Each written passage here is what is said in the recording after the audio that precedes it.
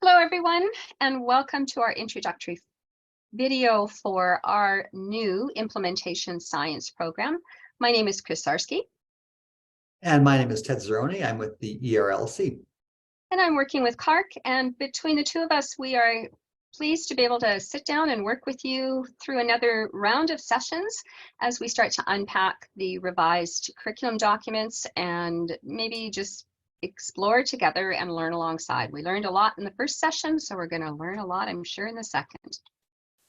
So the purpose of our agenda or our introductory video today is really to give you a whole bit of information and rounded sort of experience about what you're going to need to know prior to getting into a session, and then what to expect in each one of the sessions.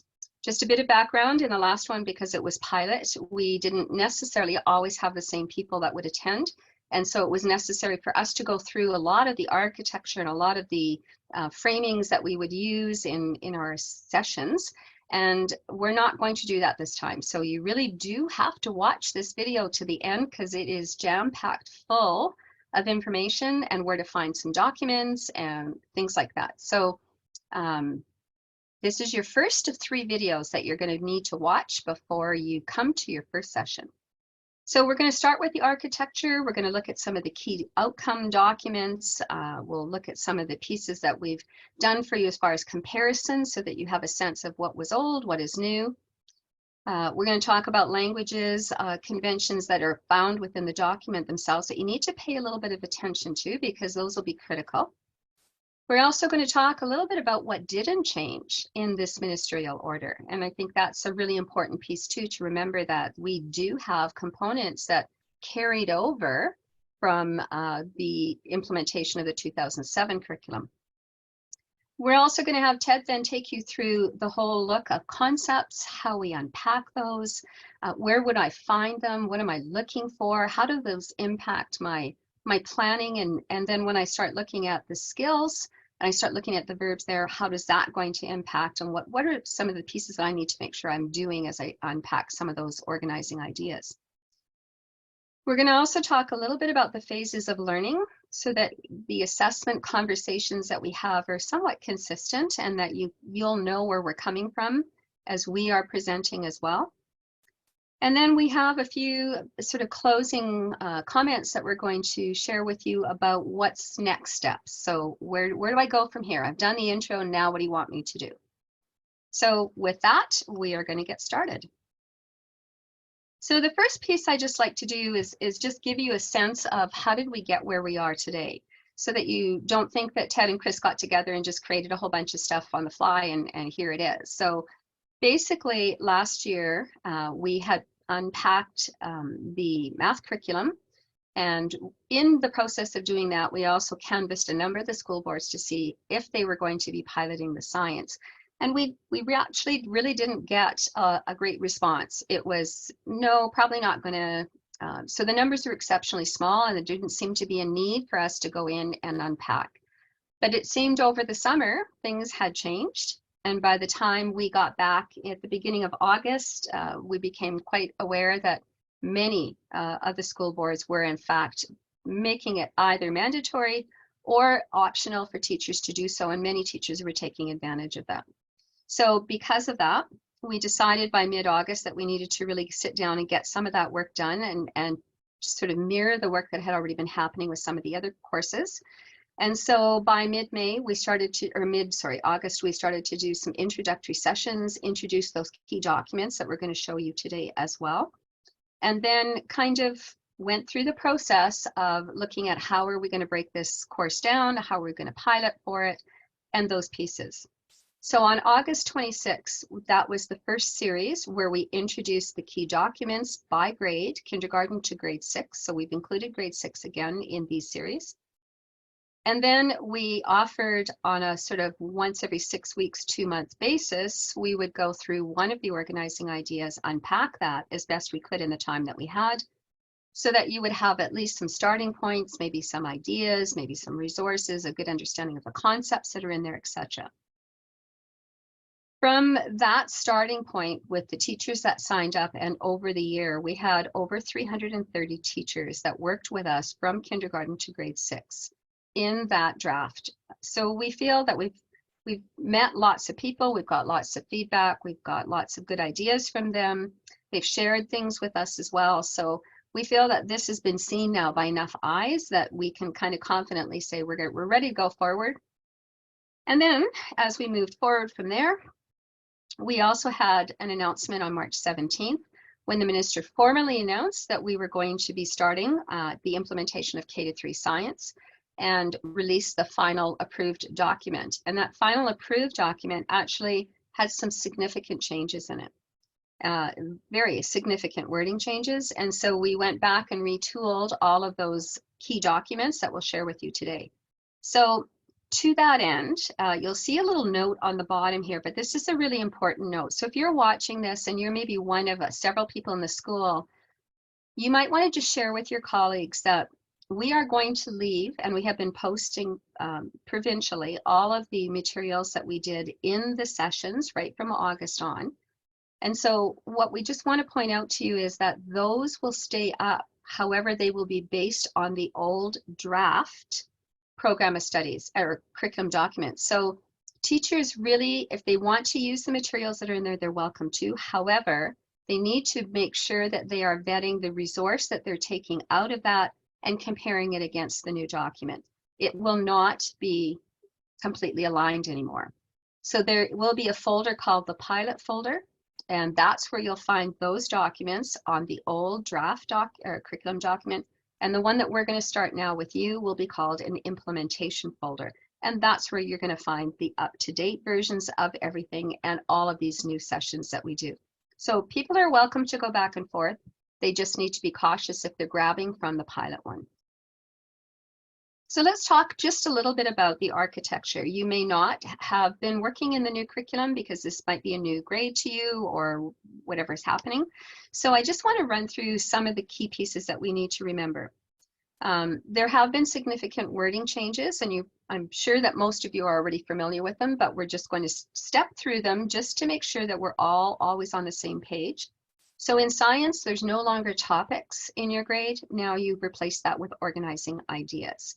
And the organizing ideas will frame what it is that we're going to study, whether it's matter, whether it's space, living systems, and we'll show you where to find that. There's guiding questions, learner outcomes, and we're familiar with learner outcomes, and they'll stand for what we've always seen them to be.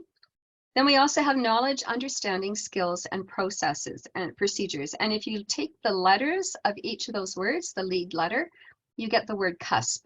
And you will hear that very frequently when people are referring to things. They'll say, I'm in this cusp, or I'm looking at this cusp. So that's what they're talking about. They're looking at that row of information. And then the literacy, numeracy, and competencies. So I'm just going to click those on quickly.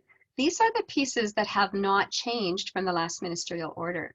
So there was always the intent that every teacher, every grade, every year would be unpacking the 8 competencies for their students, because students need to be familiar and versed in their abilities to dialogue through and implement those different competencies. The intent when they were given to us in 2013 was that a child who graduated in 2030 would be fully versed, would be able to go to interviews, would be able to express what their strengths and weaknesses were in terms of competencies. So they might have fallen to the wayside, maybe not, maybe you're flying away on those and that's exactly what we want. But if you haven't or you're not familiar with them, you can go on. We're not going to read through them, but I just want to show you what you're going to be looking for. So this is going to the old Learn Alberta right now, which is still has lots of our information on it. So here are our 8 competencies that we have to make sure that we cover. And if you scroll down below that, you'll have an overview, and there's also some posters. So you can put some student-friendly posters up in the classroom that might help just even remind you as you're walking around that, you know, here's a teachable moment. We're working on something and it really links to a competency, so we could talk about it at that point. The progressions, the literacy and numeracy progressions are also from previous statements that we've had, previous ministerial orders. You're now on the new Learn Alberta site.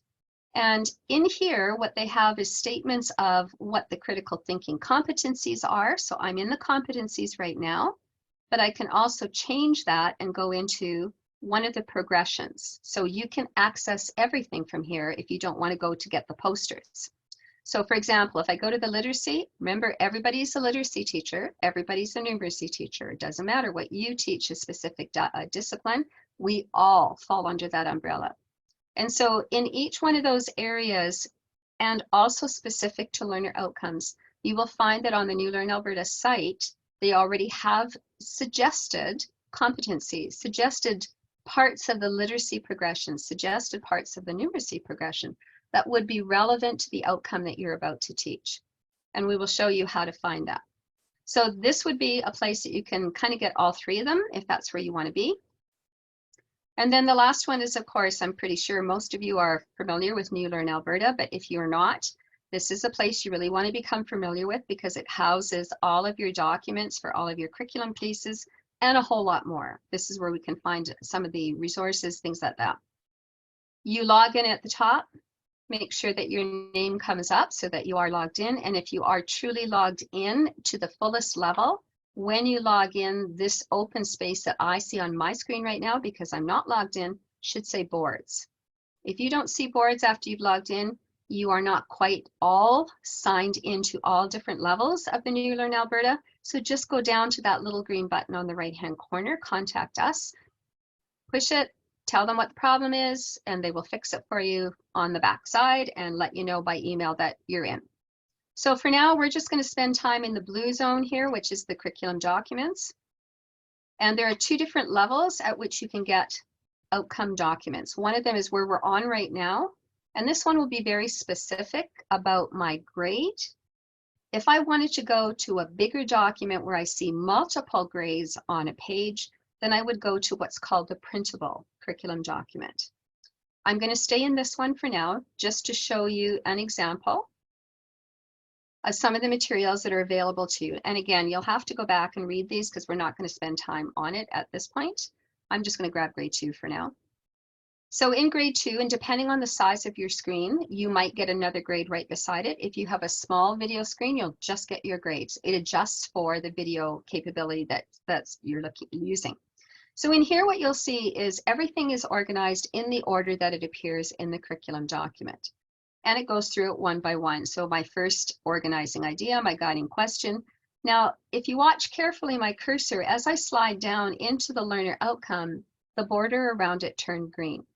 Most of them will turn green, most of them. If it turns green, it's saying there's a lot of work that's been done about that outcome already. You might want to check it out. So to check it out, just go to the circle with the I for information. And then what happens is the minute you click the I, it's saying, oh, you just want to know about that learner outcome. We don't care about the other 25, 30, whatever. We just want to talk about that one. And that's all that is on my screen.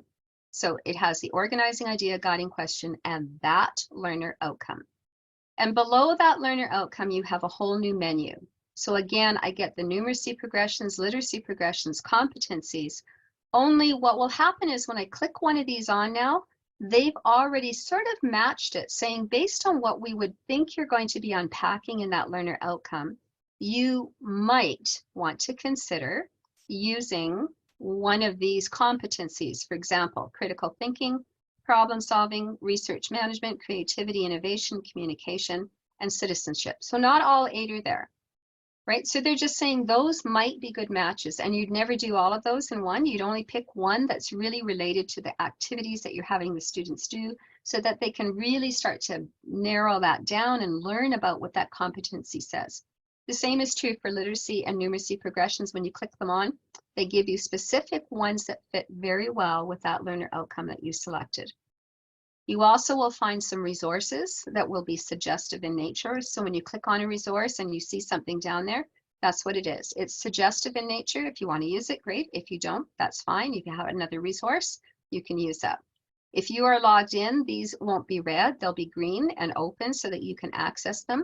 Right now, I'm going in as anybody off the street who just wants to see what's in there. I'm surfing the net for it. So a student can't get into the backside of the teacher guides and things like that. So it's just a bit of a safeguard. Okay, so that gives you a bit of an overview. And if you've never been to any one of those 3 sites, you might want to get your head into those because that'll be really important. as we start moving through. Okay, so let's talk a little bit about the organization of our architecture that we have within our new curriculum. It starts basically from a very broad area at the top, which we call that organizing idea, and we'll unpack that in just a minute. Going down and getting more specific, and then as I get really sort of specific down to my discipline, that learner outcome is specific to my grade, and it starts to narrow down the ideas from that organizing idea at the top. So it's kind of like a funnel, right? And that's why we use that symbol of the funnel to begin with. We're kind of narrowing it down and making it very specific to what my grade has. So how do I unpack some of those? Let's start with just the terminology and what you would be seeing. So our color is green for science. It has 3 shades at the top. The darkest color is always what we call the organizing idea. And you'll find the terminology that I'm saying right in the top left-hand corner. So organizing idea sits here. Whatever word comes behind it, the very first word, will tell you which organizing idea, AKA topic, like we used to call it, that we're going to study. In this case, it's called energy. And the statement behind energy is a statement that you see crosses a whole bunch of grades here, and in most cases will go all the way to grade 6. In most cases, they cover a huge span. And that's because it houses sort of that general big idea that is framing what's happening in that particular energy unit for the students in science. I'll give you an analogy that I'd like to use, and that would be you just opened up an umbrella. That organizing idea is your umbrella, and the rungs that are in there could be the specific grades and the pieces that we have to do, right? And it's from that organizing idea that we start to branch out, and the more I want to branch out, the more specific I get. So that organizing idea will have key concepts in it. It will have basically things that we have to pay attention to that's going to start framing our learning as we go through. The next step, sorry. Let me go to this one anyway. The organizing ideas, as we said, span most grades. So you'll see that anything that has a complete line that's shaded in has an organizing idea. So we just looked at energy. You'll notice it covers from kindergarten to grade 6. And once we see what the grade 7 to 9 curriculum looks like, we'll see whether it goes further than that as well. But there are some that are not spanning. In fact, some of them don't even start until later on. So for example, here, space starts in grade 4 now, not in grade 6. So 4, 5, and 6, but there's nothing prior to grade 4 in that organizing idea. So again, there are some variations in it for sure, and you can kind of see where the holes would be. So if you are a kindergarten teacher is missing 3 of the things that will be talked about.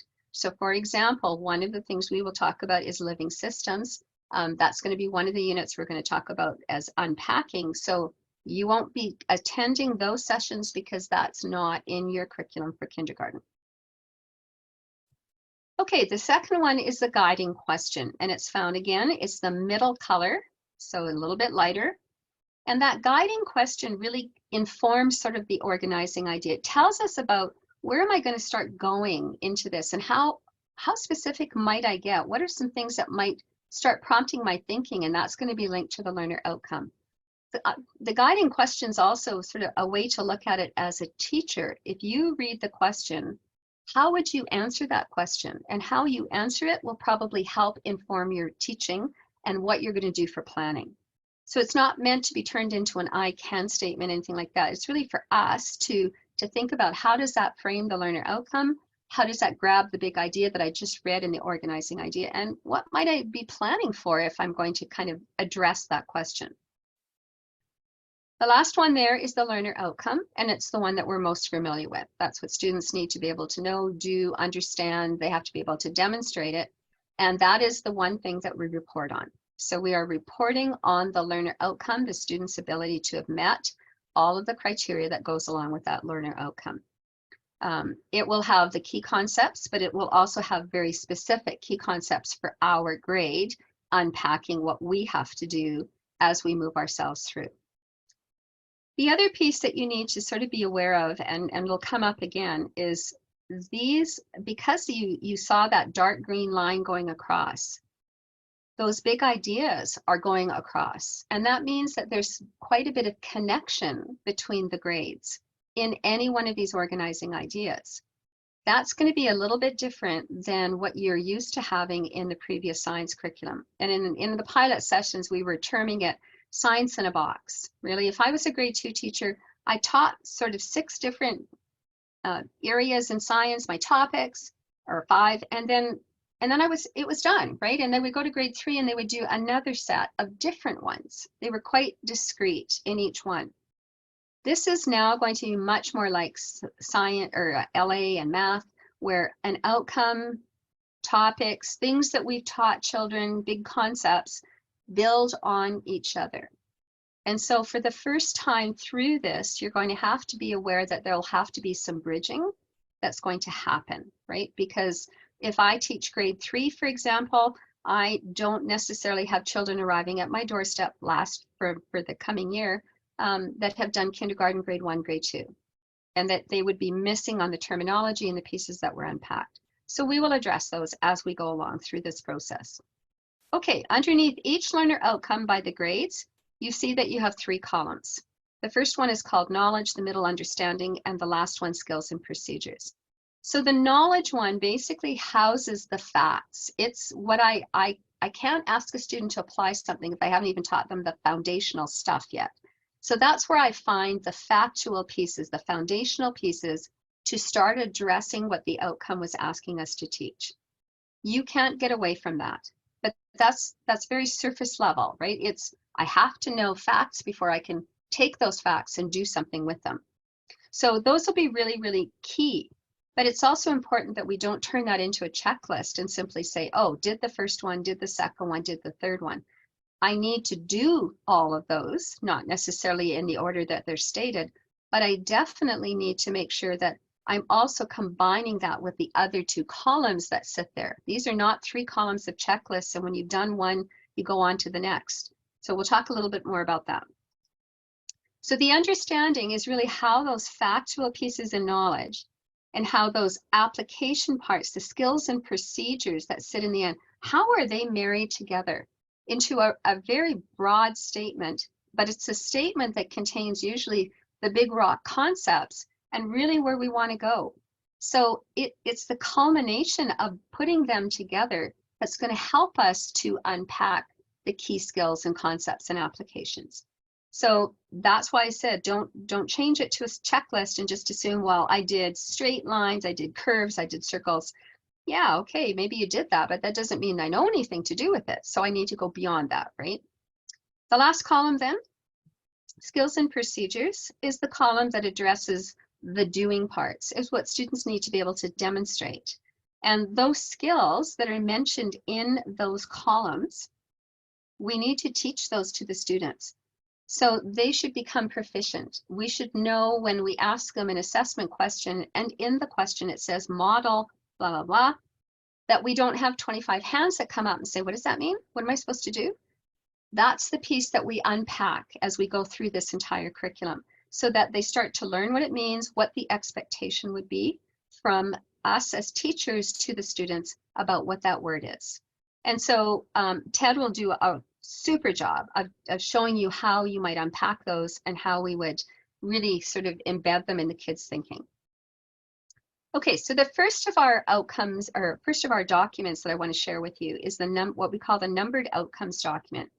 So in the process of working in the math, we got quite frustrated that we could not reference anything. We'd have to count down pages and say I'm like 4 rows down, and we weren't sure if we were in the same place. So we actually numbered the outcomes, and we did exactly the same numbering convention for science. We used the same in LA, we used the same in phys ed and wellness. You're not required to use those, but we are going to use them in our PDs and use them as references, because it does make it easier for us to say, you know, we're working on number 1.2. You'll know which one we're working on then, because it's easy to identify in the document. So how the naming convention works, regardless of what grade you teach, there's a one for every one of you. The very first, in this case, it's a letter, but everybody else, it'll be a number. So whatever appears in the first part here is the grade. So in this case, this is a kindergarten. The next letter is the organizing idea. So matter, energy, computing science, all of those have their own letter acronyms or 2-letter acronyms. Now, when I look down here and I see that I have my learner outcome, which never changes until there's a new set, these cusps that sit below it belong to that learner outcome. But what can change is the number of rows of cusps that you have. You might have 2, 3, 4 rows, just like this, right below one learner outcome. And that's where the confusion came in as we were trying to figure out which row are you on, like what are you reading? And so the numbering that you're seeing here will help to unpack that a little bit more specifically. The first number says, what's the learner outcome number? Is this the first one in the government document, just the way they laid it out? Okay, we didn't change the order. This is exactly what Alberta Education gave us. So the same order that appears there. The second number would tell you that there is more than one row. So as soon as the decimal shows up, you know that there's more than one row of cusps that would show up with this particular organizing idea or learner outcome. So when you download the numbered outcomes document, just have a look at that. And what you'll find is that we put a small green strip in between one row and the next row, just so it's easier for you to find the break. But we also repeated the learner outcomes so that you don't have to always scroll back to the top and find it. So it should be fairly self-explanatory. You'll find this document in a number of places. One of them will be in this folder here. You'll also find it on the ARPDC site. When you go to the science, click on the science box. And for those of you who have a sign in to the Moving Forward, it'll be found in there. Just keep in mind with the Moving Forward, at some point that site will be closed down and then you'll just be redirected. It'll take you where you need to go. So this is what your document looks like from the government. Everything is in exactly the same places, only you'll find that there's a number right in front of each of the learner outcomes. And you can also see that when it's done this way, you can kind of see how the concepts are progressing from one grade to the next, right? And in those bridging years, that's going to be really important for us to pay attention to. So if I teach grade 3, I really do need to just have a quick glance at what happened in K1, 2, so that I need to pick up some. When we do sessions with you, we will prompt you and tell you this is an idea that you need to build on because they don't have the background knowledge. Within this document itself, and I'll just point out what I'm talking about, usually it's in the knowledge. In the most cases, that's where you're going to find it. But there are some wordings that you need to be aware of when you're reading these cusps.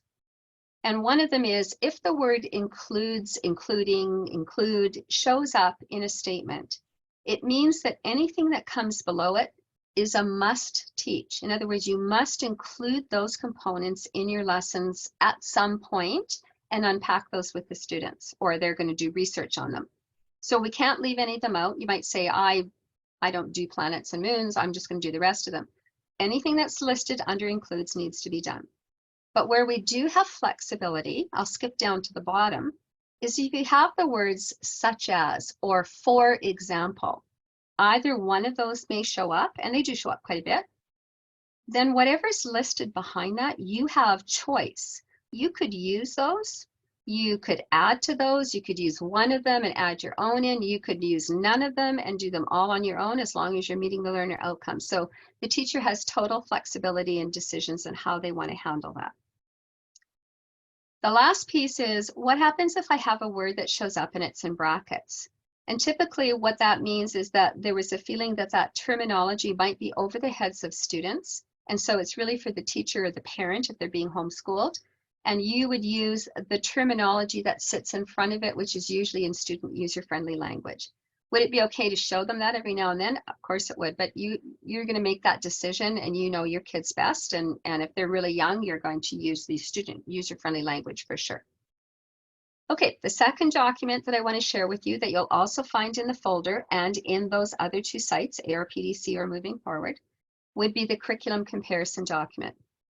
Now this was prepared to show you what the changes were, but because science changed so much, we could have highlighted the entire document and said everything has changed, because it really has. So instead of doing that and make it sort of overwhelming and scary that you see all this highlights of all these changes, we simply said, why don't we have a look at what the organizing idea was? In this case, it's matter. And do we have any grades that we did something in that related to what we're doing now? So we went back and just had a look. And in this case, you find that there was something in grade 1, topic C. You see something in grade 2, topic B, that had components of it that actually would match to this. So if you wanted to go back and use some of the materials from those, you could, absolutely. Don't have to reinvent the wheel on everything. How you read this then is the learner outcome, and they're color coded for a couple of reasons, but they're color coded. So matter is always that pinkish red color. And here are the learner outcomes. There's your understanding, knowledge, and skills and procedures. Exactly the same thing that we saw before, but now I can kind of line it up to see where it might have fit with my old familiar curriculum.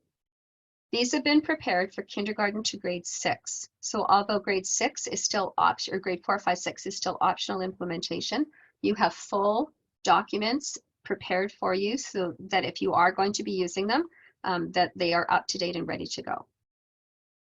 So I hope that kind of consolidates those pieces for you. And now I'm going to turn it over to Ted, and he is going to unpack that notion of concepts and how we're going to unpack the skills and procedures. All right, take it away, Ted. Thanks, Chris. The idea of a concept is maybe new to you. It may not be new to you, but I just like to take a little bit of time here to explore what a concept is, because it really is a core component of the new science curriculum and all the new curricula. So just to begin then, I just want to clarify that a concept is simply an organizing idea. One or two words what makes up a concept. And as an example, we have a chair. It's a one-worded concept, and it has certain attributes, as all concepts do. They have characteristics that make them what they are. And we define these concepts through their characteristics. And there, of course, there's multiple examples. So I've got 5 examples of chairs there, and there are many more, but we identify those as chairs despite their different shapes, different looks, different materials, different covered, because they share those distinctive attributes. And that's what a concept is. On the next slide, there's some other concepts there they may be familiar with, but maybe didn't know they were concepts, like democracy is a concept, as is strategy. Those are more abstract concepts, but there are also some fairly concrete objects like landform and a paragraph, where we can see and work with those things. But those are all concepts. So if we can take those, we could define them, we could see examples of them throughout our own experience. We could see examples of those in the past, and we could see those examples in different cultures and completely different contexts. Those are concepts. Concepts are useful to help zooming in to what we want to look at, and we call that a conceptual lens. And here's what I mean by a conceptual lens. If we go to the next slide, we can see that we could look this through some science concepts lenses. If we were to take a look at this image through the lens of ecosystem, you'd focus on certain things. But if I said, let's use the lens of interaction, you may see some other things. You may see there's some people in the background. There's interaction between the environment and the humans with the road going through a certain ecosystem. But if I said, let's look at this through the lens of climate, then again, you may notice the other things and see how the mountains in the background are perhaps causing an interaction and a different kind of climate in different places, or the climate zone is very tropical itself. So concept lenses aren't just helpful in science, because concepts in all the courses. So if you just go to the next slide, Chris, you'll see that we could use the same photograph and same idea, but use different concepts from different subjects to look at them. So we could look at this through the lens of color or perspective, or perhaps rule of thirds or balance. And that's really that's another reason why concepts are helpful. They help focus in on what we want to look at. And we're going to use that conceptual lens to take a little bit of a closer look at the curriculum itself. So we just reviewed what concepts were and some examples of some. So when you're reading through the curriculum, you may want to be looking at it through that lens of concepts. Find what they are, see where they are. They'll jump out at you. They'll be the ones the big ones will be the ones you see repeated more often. And of course, there are, of course, some minor ones. But when you do take a look at the organizing ideas closely, you'll find that some pop out at you. They're the ones that are most common. So if you go to the next slide, Chris, we'll see that I've highlighted them and you can see them popping out. We see human activity shows up quite a bit. Earth's surface or the Earth's surface shows up quite a bit. We see that in the organizing idea. We see that in the guiding questions. So we get a sense that those are some of the bigger ones. We also see some other ones such as towns, cities, agriculture. They're important too. They're not as important, but those would be important ones for students to know and understand so they can include that in their growing and learning as they go. But the big ones are the ones you see repeated more often. One other point, you'll notice that I've highlighted some words that are in brackets. They seem to be like verbs. For example, in the learning outcome, we see students analyze. Well, when students analyze, they're essentially creating an analysis. And so if we know what an analysis is, that can help students to analyze. They know what they're trying to do when they're analyzing. They're creating an analysis. So the concepts are in the curriculum, and what you'll get with each organizing idea is a concept map, because concepts do relate to each other. So in this particular case, this is a concept map that was put together to sort of give the big picture of what the grade 3 Earth science systems looks like. And to read these, you just sort of follow the top bubble. In this case, we're looking at the Earth's surface at the very top. And if you follow the arrow down, you see that the Earth's surface can experience change. And that change, if we go straight down, has certain causes, which can be natural or human. If we go to the right of change, we can see that ideas of change can be shared through different ways. And change happens over time. And so you'll get one of these concept maps with each organizing idea as we go along. They're to help, but also to give you the idea that these concepts are alive and they're connected in different ways. And of course, this is just one way of connecting those concepts. As Chris mentioned, the new science curriculum is different than the older ones where we had discrete topics. We do have almost a progression of concepts because the curriculum is rather spiraling. And you can take a look, we can show that to you on the next slide. I've taken a progression of the concepts that appear in matter from kindergarten to grade 6. This is a helpful document if you want to get a quick glimpse as to how the concepts change. You could use this document and say, well, what should the kids know? What are some of the key concepts they should know before I teach this course? So I may do some pre-assessment to make sure they understand some of those things and so on. But they're also there to show you how those concepts do, as Chris mentioned, move from one grade to the next, and they build on and build on. You could see the yellow highlighted words there. You may not be able to read it very carefully, but we see the concept properties show in kindergarten. We see them again in grade 1, but learning a bit more in depth about what properties are. In grade 2, we learned that. In grade 1, we learned that properties are measurable. In grade 2, properties are testable. And we even see properties show up once again in grade 5. We're talking about physical properties. Similar with the word material. We were learning what material is in grade 2, that when we want to make something out of it, our material should have a purpose and a suitability. Grade 3, we look at materials being natural or processed. And in grade 4, we look at materials as being waste materials and how we manage them. So this is an example of how those concepts progress from grade to grade. And this will be made available for you in the folder that Chris mentioned, a complete document with all the organizing ideas from matter all the way down to scientific methods. So let's take a closer look at the cusps. As Chris mentioned, the knowledge piece has all the information about the concepts and that's where they're housed and located. And so you can see in the example here with the highlighted knowledge column, there's a concept of movement. And it has a definition, as we said before when I looked at the meaning of a concept. And concepts will be defined in this column. In this particular case, movement is defined.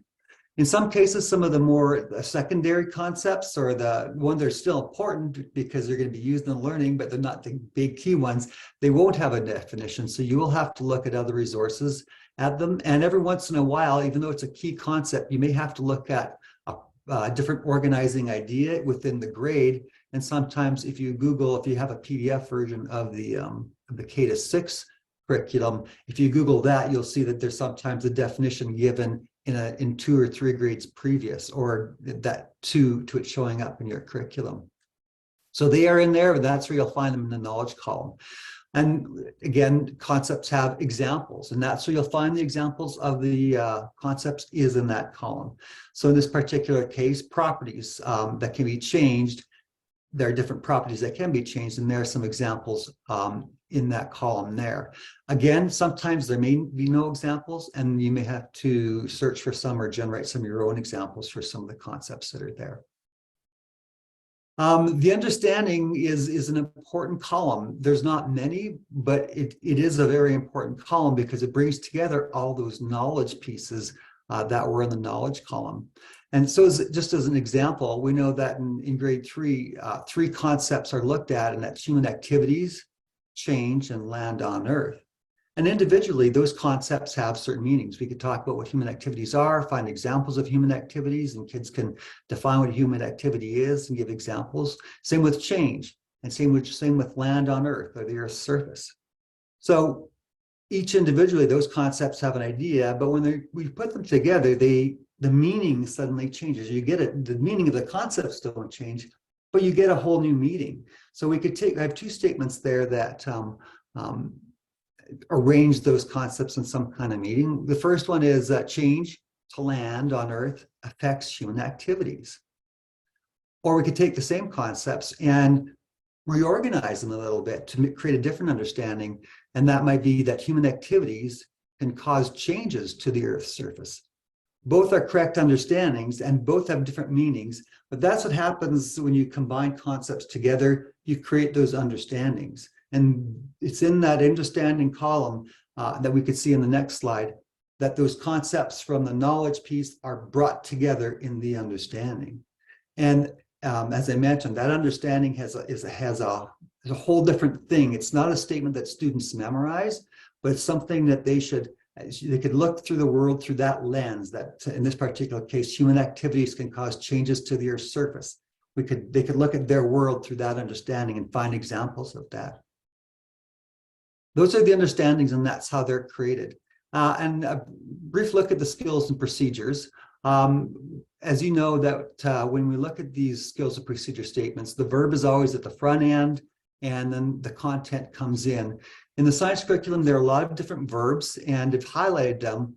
And the way we're going to present these is that we have to stop for a moment and not go right to the skills and procedure statement. And for example, have kids begin discussing something without doing something first. If we can go to the next slide, Chris, I'll show you what I mean.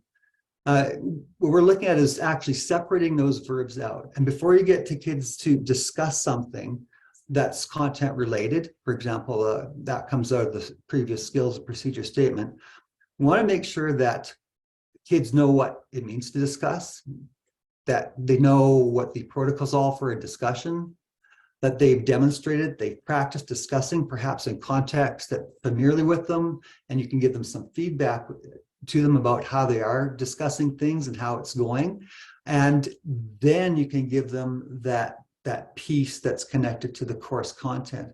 Because if the verb is there, the skills and procedures are there for students to demonstrate what they know and understand, they're going to have a tough time demonstrating to know that what they know and understand if they don't know how to discuss properly, or how to explain properly, or how to compare and contrast.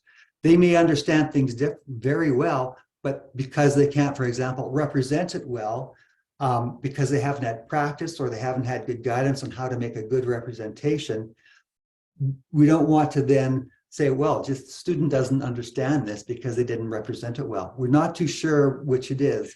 So we're asking that we're going to take some time on that front end to practice with your students and introduce some of those really big skills that's going to be helpful for them to demonstrate what they know and understand. We can go on to the next slide, Chris.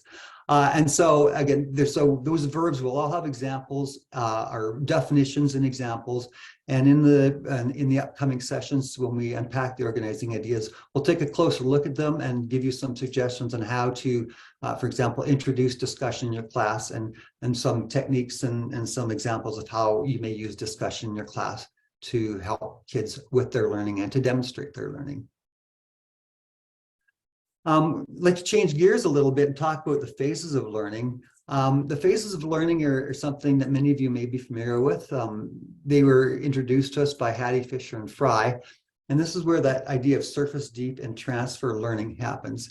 This diagram may be a bit overwhelming when you first see it, but it's not that complicated when you slow down and look at it piece by piece.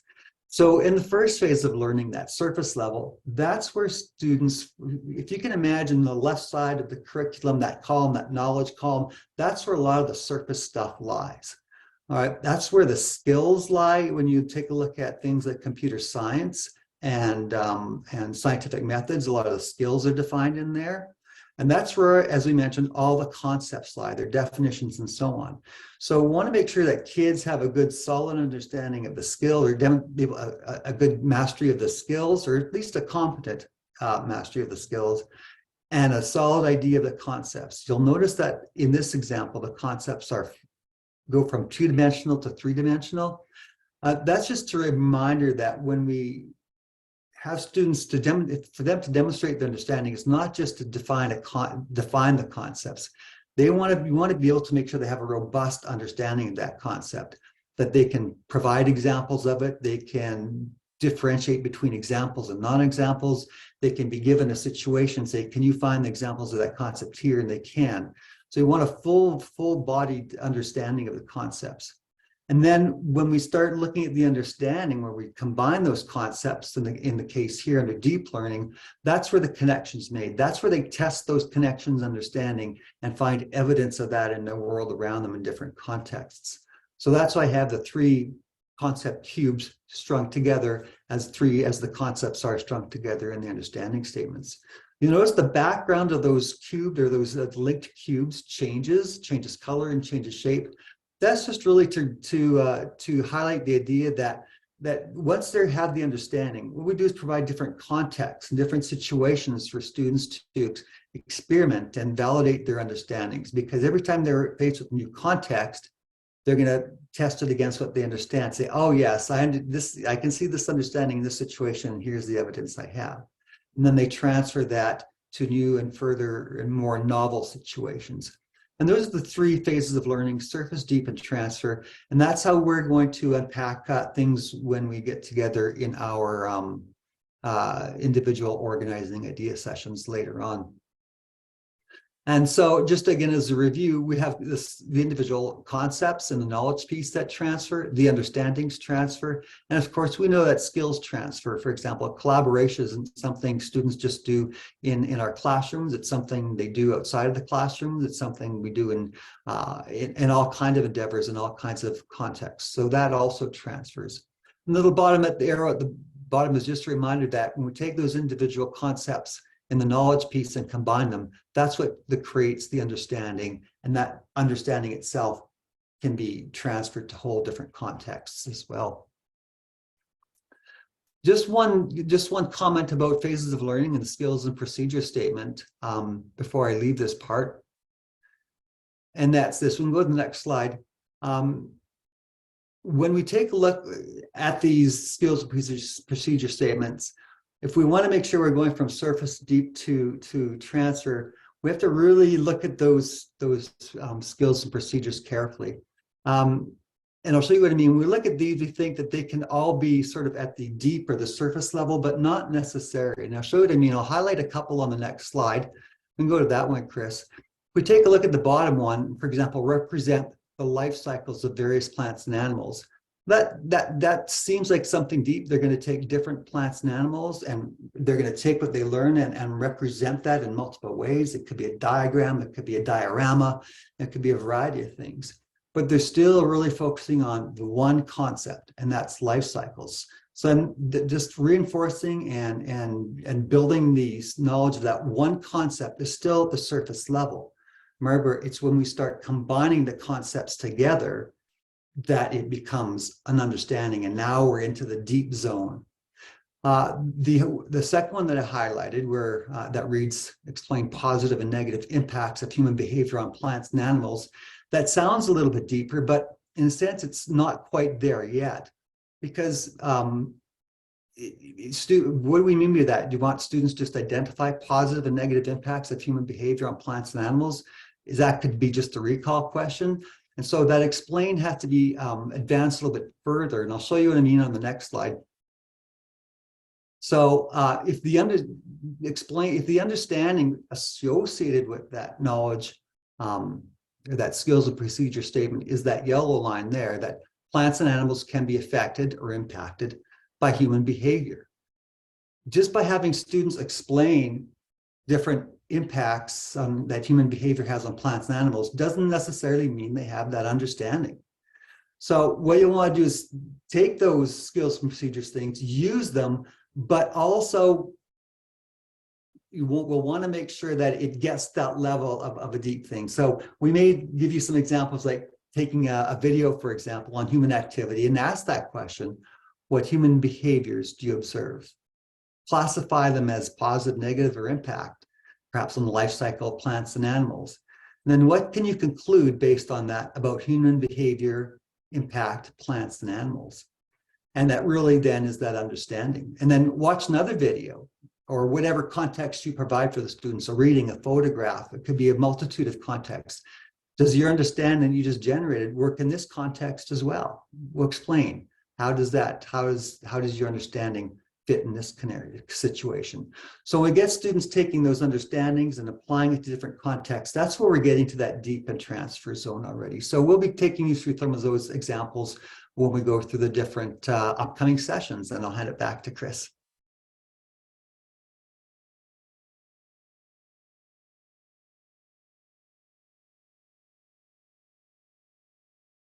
So I told you Ted was going to wow you with his info, because it really will tie together those organizing ideas as we unpack them. You need to have those foundational pieces understood. Like, we can't just go straight to all the fact stuff. And I'll be honest, we were a little concerned that in the first round that people were just looking for sort of the resources and just going straight to that part of the video. So really, really want you to realize that even the suggested units that I give you would be linked directly to what Ted will unpack with you first, right? So that'll be really key pieces. So the upcoming sessions that we just want to refer to here, we also have 2 new partners this year, and we're so excited to have them. Janet Bell will be coming on board, and she's going to look after unpacking computer science with you. And some of you might just say, what? Like, I have to do computer science too? Well, she actually has a session exactly called that. Yes, it is part of the science curriculum, and it might be a little scary for some people who that's not their area of expertise, or you don't feel comfortable with it. She will unpack that for you in such a great way that you will feel like you have got the world by the tail, because she will have you just working on it. So she will come right after we're done here. You're going to see a little short section, just an intro from Janet about herself, and just a very quick overview of what computing science is. And then one of your other homework pieces will be to watch that video called Wait, What? I'm Teaching Computing Science, where she'll just go a little deeper for you. So don't panic if when she goes through the overview you think, I still don't know anything about it. Just watch the second video and it will work. The other person that's helping us out is Nicole Lamoureux, and she's going to come on board and she's going to help with the scientific method. So we're going to try and get all of those pieces tied in together so that you're going to walk away with a pretty rich experience, albeit only an hour long, from each of your organizing ideas. So both of these ladies will be joining us wherever it's appropriate for it fits to the organizing idea. They'll be bouncing into the sessions as well and helping us out with those. So we welcome them aboard, and I'm sure that you'll enjoy having them on board as well. So what's happening now, once you've done this session, so you'll have a video in there from Nicole as well on scientific method. You'll have Janet's, and then the one that you're watching now. Pick up your 2 key documents, and you need to have all that homework done, and we will be checking on the first session. You need to have that done before your grade's next session. So whatever your session 2 date is, depending on what grade you are, we will be unpacking living systems first. So kindergarten teachers, remember, you're not involved in that one because that's not one of your organizing ideas. So you're going to wait until Matter starts, and that's June 8th, and that will be your first one. So we'd like to unpack and go through all grades for living systems and all grades for matter. So that before you leave June 30th, you would actually have 2 organizing ideas to choose from. And again, you don't have to use those if you don't want to. If you have a different place you want to start, that's fine. You'll always have access to our resources. It's just we might not cover your organizing idea right at the same time that you're doing it. So we are following the same order that we did last time. We did living systems first. It was a suggestion from the teachers that were in the pilot group. Then we followed it with matter, and then we will come back in fall. I know, fall, we're already coming back and we haven't left yet. We're going to come back and we'll do earth systems, energy, and space, and they will finish almost right before Christmas.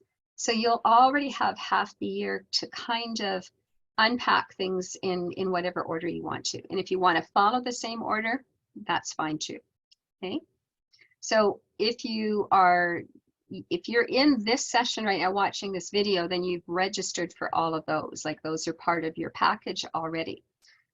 So if there's anything else that comes up, we'll periodically tell you about that when we're in sessions. If there's something coming up like gizmos, watch for any gizmo sessions, or if you have time before school finishes this year. If you don't know what a gizmo is, you've never attended one, you would really want to go to one of those after school. They're 45 minutes long. You'll get registered. And then you have access to these wonderful interactive science programs that you can use from either New Learn Alberta or directly from Xplornet Learning. So again, what are we going to be doing in each of our sessions? You'll always have an organizing idea. You know up front now what order they're going to be in. You're going to have a concept map which will tie all of those pieces together. And didn't that just wow you when you saw that? Like, it's just amazing how Ted puts those together. The numbered outcomes document, you need to grab one of those because that's also your reference for all of your cusps for each of your learner outcomes. The concept, skills, and procedure understanding will be unpacked for each of those outcomes each of the organizing ideas as we go through it. So when Ted showed you where those concepts, what were the concepts, and he had bolded them and highlighted them, we'll be doing that with each of the sessions. Sample instructional approaches. Is there something that we have that's a good foundational piece that might work well with this particular organizing idea or skill that you're unpacking? So again, those will be suggestive if you wish to use them. Some sample assessments, we'll throw in some formative ones, some ones that might say this is a surface level, but this might be a good example of a deep, or here's a mini transfer. You know, you really want to kind of tie things together and see where they're at. We'll integrate the computing science and the scientific method, and you'll have a sample unit unfolding. It will be in whatever mode that might be, but we'll give you whatever resources that we can find at the same time. So kind of a starting package, and then you just build on there or grab what you want and you can retool it in whatever order you wish it to be. So there is our contact information. And what we will say to you right now is Ted and I are going to sign off, and Nicole and Janet are going to come on, and you're going to get those brief intros on the other 2 subjects. So I hope you found that the intro was helpful to you and that you have a good sense. If you have any questions at all, don't hesitate to email either one of us. We'll be glad to answer it as quickly as we can. And other than that, we will see you in your first session too. Thanks so much, everyone. Looking forward to meeting you, everyone.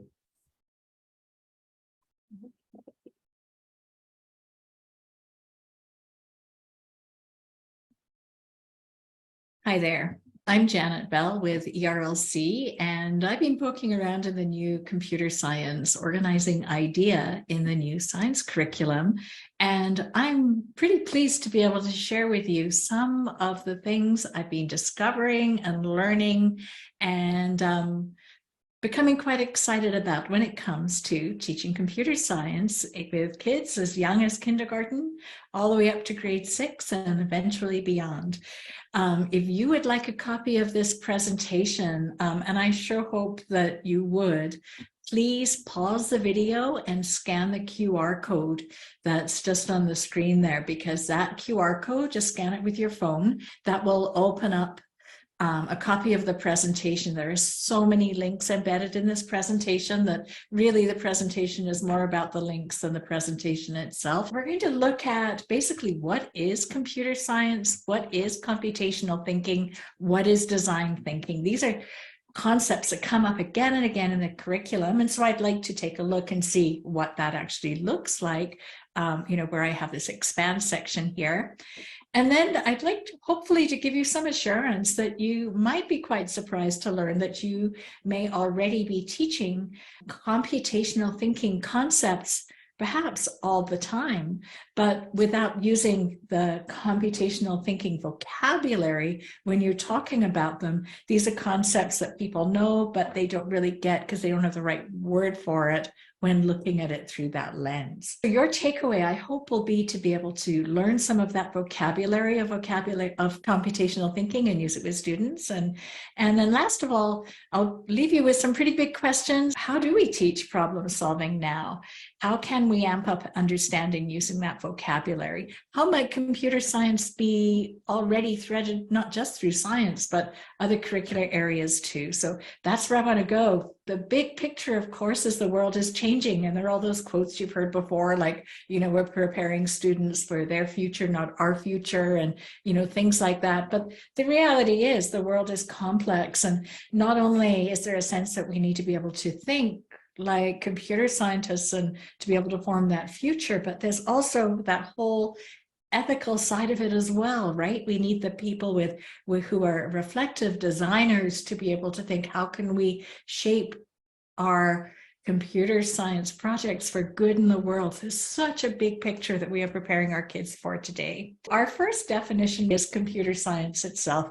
Computer science is a field of study. Computer science is a science, but it is a way of thinking as well when you get into that notion of computational thinking. Computational thinking is a problem-solving approach that draws on those concepts and methods of computer science and then applies them, but it can apply them far beyond computer science itself. So, for example, in everyday life, if you're at the beginning of the day trying to plan your daily schedule, and to plan your daily schedule, you might decide, okay, first of all, I need to break down my task of my entire day and think, okay, maybe I've got some work chores, some household chores, and some leisure activities that I want to place into my day.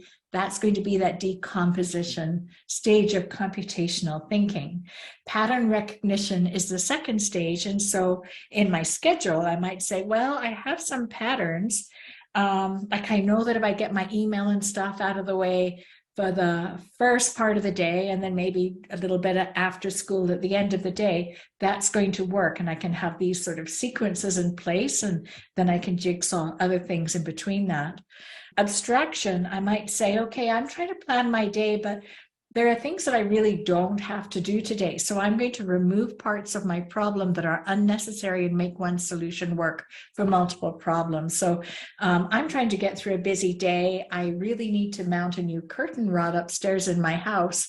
But yeah, I could actually leave that till the weekend. I'm going to remove that and just have it look at only the things I really need to look at now. And then once I have all those, I've taken apart my problem, I've looked for those bigger kind of patterns. I've taken away the stuff, the extraneous stuff. Now I can design, this is what my day is going to look like. And that's an absolute example of computational thinking applied in real life, not doing coding on a computer at all. And so when you think with our kids, how often are you working with students and they're coming up to you and they're saying, I have this problem. And what's the first thing you're going to say is, take a breath. Now let's look at it. Let's break it down into its parts. Okay, what of these things are you able to do? What are the things that that we've sort of done before elsewhere? What are the things that kind of aren't relevant? And now what are the steps we're going to take? We've all done that with students. That is computational thinking. What we don't do is use the vocabulary.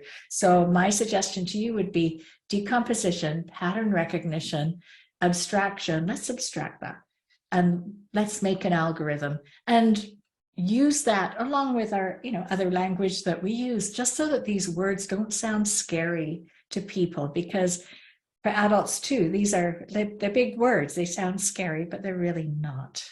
So the thing to remember with computational thinking, it's about becoming a mathematical thinker. It's not about becoming a calculator. And it's about operationalizing that thinking in the real world. So you're thinking like an engineer, or maybe even like a little bit like an AI bot these days.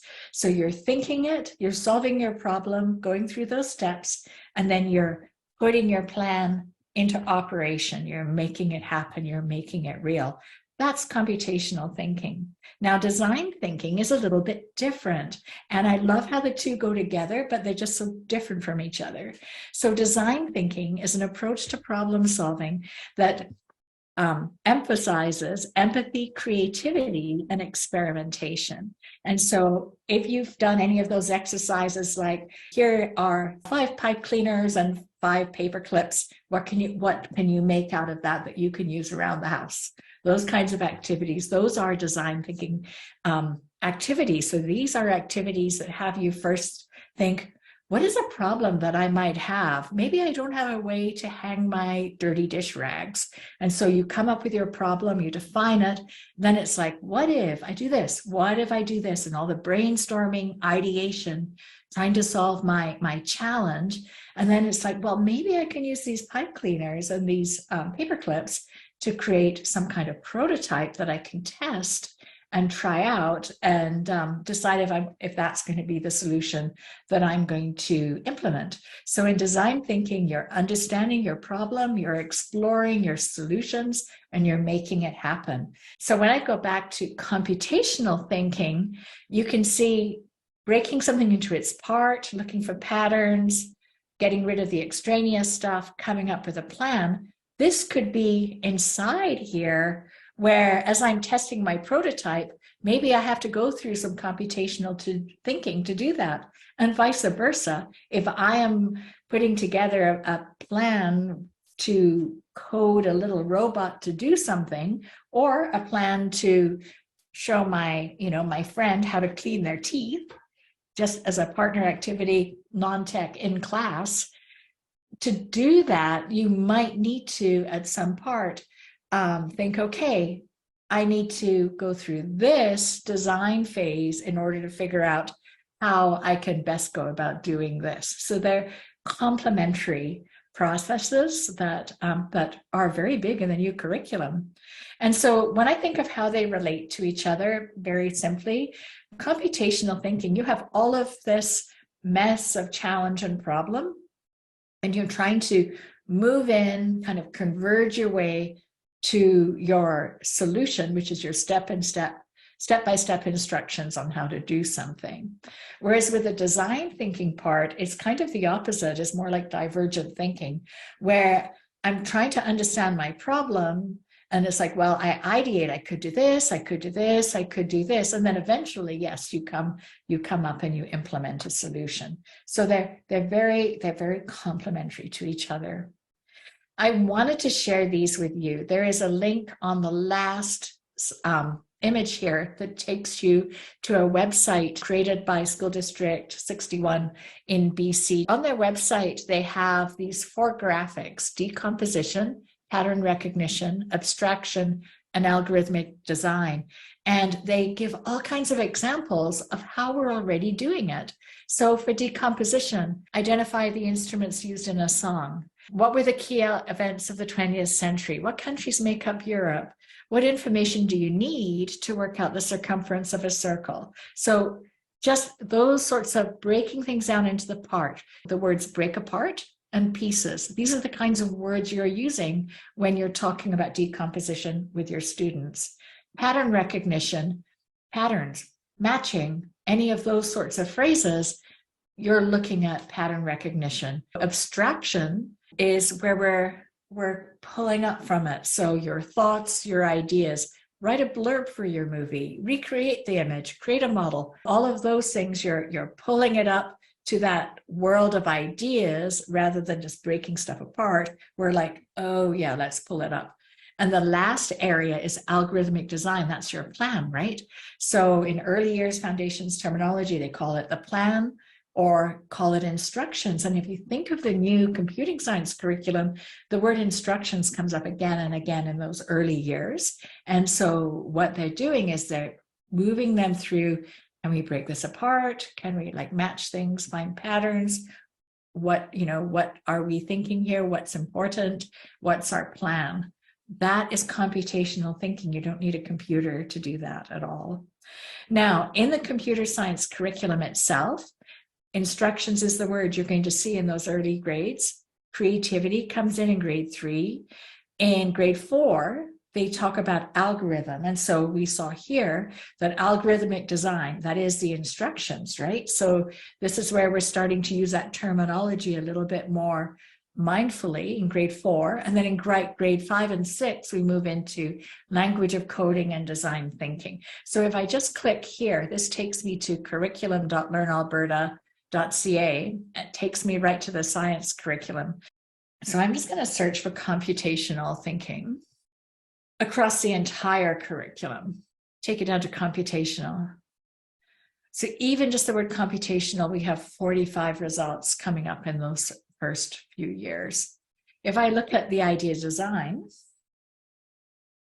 98 results matching your search criteria. So we'll see science grade 4, science grade 6. And now just given even the words we looked at, in what ways are abstraction, design, and coding related? So we've already talked about abstraction and design. Coding is the one we're going to look at in just a moment. So lots of connections, design and coding, computational artifacts. Design is sort of that through word that connects the different pieces together. And you'll see that the whole notion of designing and creativity and computational thinking is recursive across the entire curriculum and across many subjects and fits right into the competency progressions, because really what we're looking at with both design thinking and computational thinking is basic problem solving. And problem solving is something that we have thought about for years and taught for years, and it's just using that new language to it. Before I go, I do want to just dip into coding just a little bit.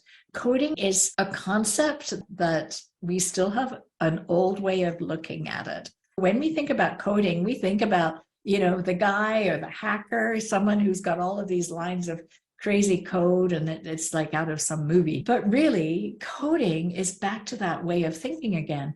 So whether it is using a microbit, where you're just picking up like microbit, or a program like Scratch, where you're designing using block coding, or maybe you're just teaching a choose your own adventure book where people are moving to a different part of the book depending on a decision they make at a time, or whether they're writing a series of Google Slides where they're going to use that branching logic as well, so they can go to different places on the slide. That is all the same kind of thinking. That is still coding. And so computational thinking integration can happen in many, many ways, not just that traditional view of coding. And so if students are creating a game or an interactive text, that's computational thinking. If they're creating a story that they're animating using a program like Scratch or just in Google Slides, that is computational thinking. Playing Simon Says, where you do something on a certain input, but you don't do it on another input. Those are all examples of that kind of thinking. So my takeaway for you is, please learn the vocabulary, learn these words: decomposition, pattern recognition, abstraction, and algorithmic design. And then you can use this chart to help you think about how we're going to use those words for the younger kids: break apart in pieces, patterns and matching, thoughts and ideas, instructions and plan. These are places where we can start. Some big picture questions to leave you with today. How do you teach problem solving skills now?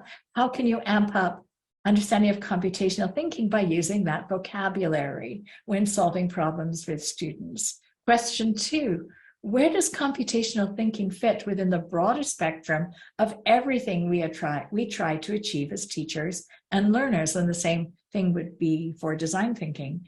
And last of all, how can conceptualizing this help us shift how we might approach the integration of computational thinking into our students' work? So that's our reflective big picture questions just to take away and mull over. And I hope I can work with you again in person. Just go to erlc.ca, just search my name or I'm teaching computer science, and you should be able to find a session that you can attend. And I'm looking forward to exploring this some more with you in the future sessions.